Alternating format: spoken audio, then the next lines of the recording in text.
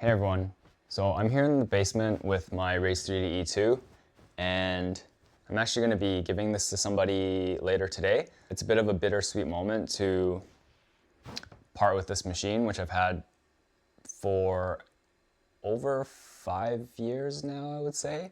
And it's been a great workhorse. It's helped me grow my business and it's helped us launch our first product. So back in 2023, we launched the camera assisted XY calibration tool, and it's been really neat to see how we've helped people from all across the world dial in their dual extruders, IDEX, or tool changer printers. I hold a bit of sentimental value on this machine because it helped me make that tool for myself, which then became my first product. But all good things have to come to an end. So let's go ahead and calibrate this guy and get it ready.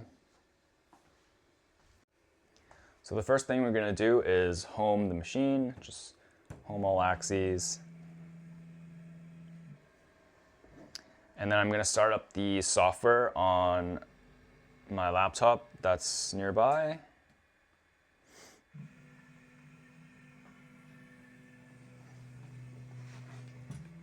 Take the CXE out of this cool little case that one of our customers actually designed, which I'll link in the description below.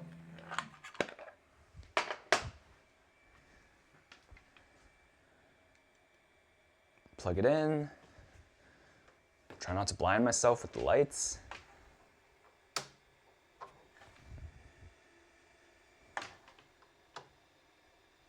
And then snap it onto the printer. So then I'll go to the software. I started the software before I plugged in the camera, so I need to hit this button to refresh and connect. There we go. Hit start. It'll tell you a couple things. We have to clear any existing offset values on the machine, which I think I've done already. Yeah, 0 and 0.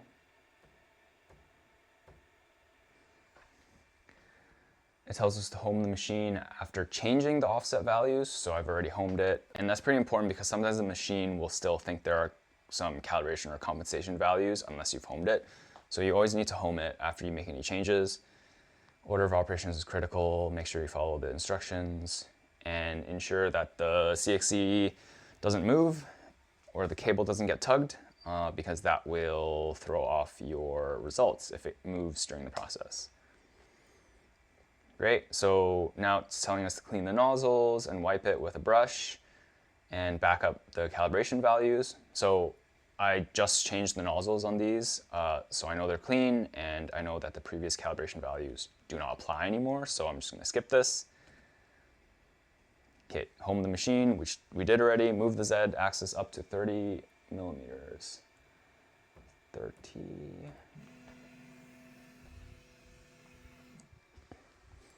Okay.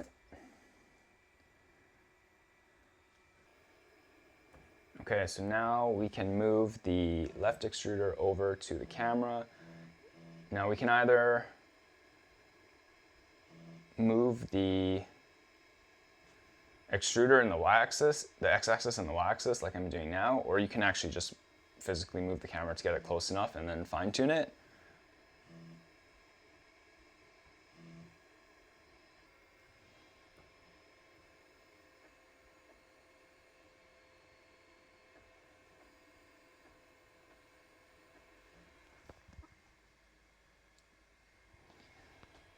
That is pretty close. I can't move this machine by smaller than 0.1 millimeter increments, so I think that's good. So that's 77.1 and 37.2. 77.1, 37.2.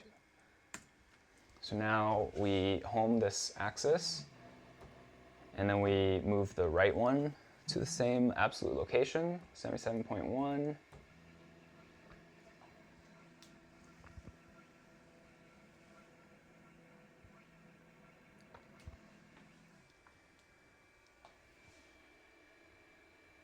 Now we can see it's off in the Y, so let's move this down. That looks pretty good.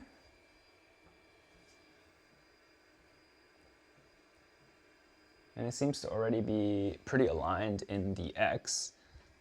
So 77.1 and 37.9.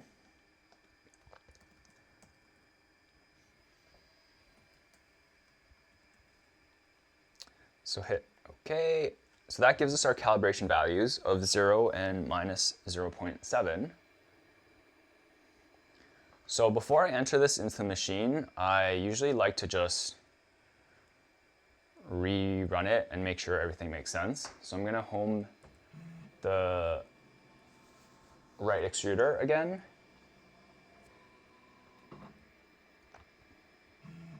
Home the left extruder. And I actually don't want to home the y-axis because the CXC might move during that process, so I'm just going to leave it there. So I'm just going to drive the x-axis for the left extruder back to 77.1.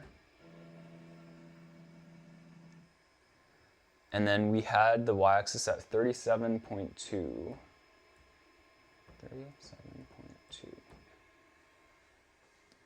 And that looks pretty spot on. So we'll move this away, and then we'll bring the right extruder back to 77.1.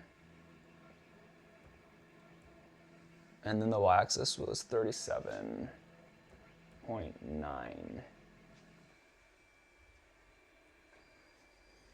And boom. So it looks like those values make sense. So let's go ahead and update our offset values.